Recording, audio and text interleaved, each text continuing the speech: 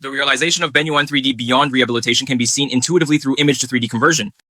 This doesn't really require personal evaluations. In the 3D arena, the best model is determined through a blind selection process. Then, the V2 version of Hunyuan3D has already taken the first place. Then why wasn't its V1 version mentioned? Because the last time in the 3D Pack node, the result of implementing version V1 was very poor. I didn't communicate this information to the outside world. So this time around, it's still based on Kja for implementation. Back to the workflow, I'll have an integrated package for this plugin, which should help with your installation. What about the format? GB format? I can view it directly in Blender for an intuitive observation. This image, in my opinion, is done very well.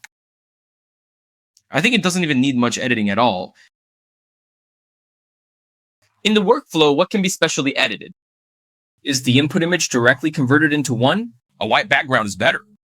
I've observed that it's possible, so I made an appropriate adaptation directly. So in this case, an image matte composite node was used.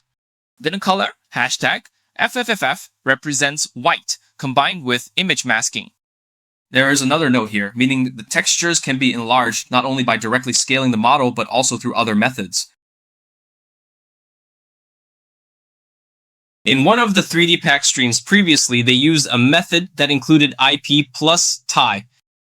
Zoom in to render this texture, but actually, it's not that important here.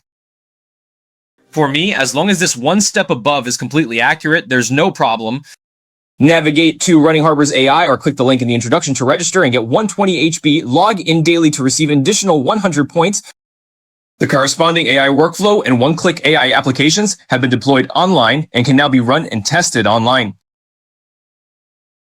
So most of the time, this channel shares some open source models and projects, but closed source models are where RunningHub really shines.